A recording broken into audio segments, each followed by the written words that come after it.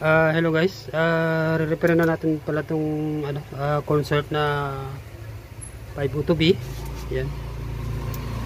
May power naman ito guys, umaandar. Pero yung sabi ng customer,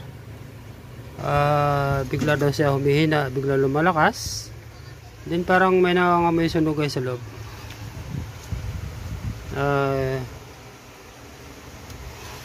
Tisikapin ko guys, titingnan ko kung mukhang sunog guys yung dalawang resistor na yan. Kita ba? Ito? Alamin ko muna guys.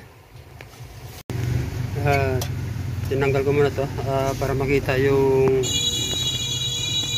sunog. Alamin ko muna guys bakit nasusunog yan. Yan.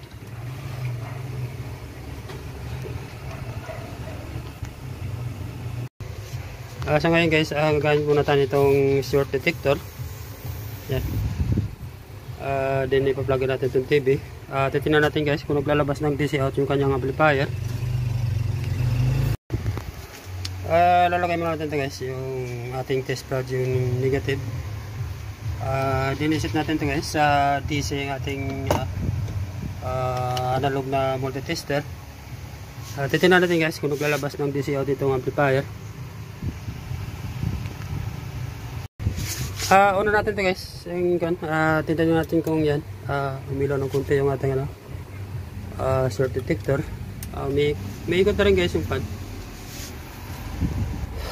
Yeah guys, titignan natin kung naglalabas ng DC out itong amplifier.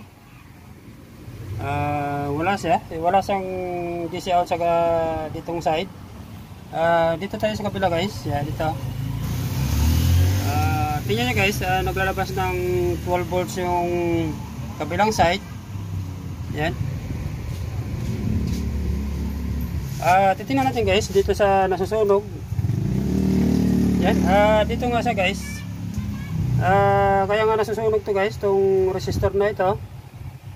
Dahil nga naglalabas ng 12 volts positive itong kanyang amplifier.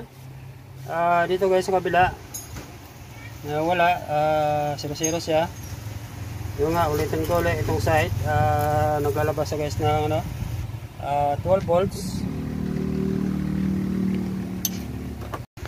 Pag ganito guys na naglalabas ng DC out itong itong side na to, hindi naman sira yung kanyang fuse, hindi naman nagla-light masyado itong ating short detector.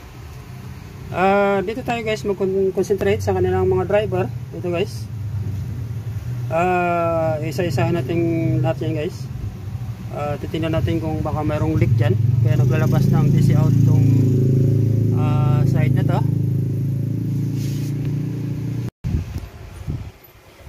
Yan guys, kitang kita kinakalawang siya.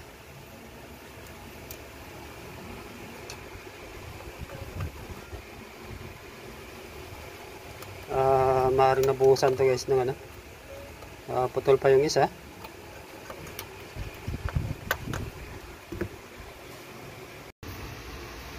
Dito na tayo guys. Ang daming pinalitan, pati yung capacitor ang dami kasi guys kinakalawang. Ito palitan siya. Din itong dalawang capacitor. Yan. Itong resistor sa dulo guys, itong nasusunog, pinalitan na rin natin yan. Din ito yung 9014, din ito 9015. Yan. Kinakalawang kasi guys, pinalitan ko siya. Testing na natin to. Titingnan natin kung mag-okay na yung kanyang sound. Testing na natin siya. Yan.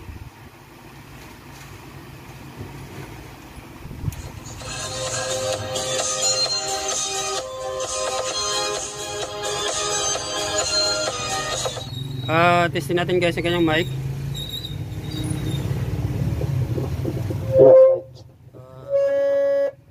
Sobrang panalakas guys. Hello, mic check. Hello, mic check. Okay na to guys.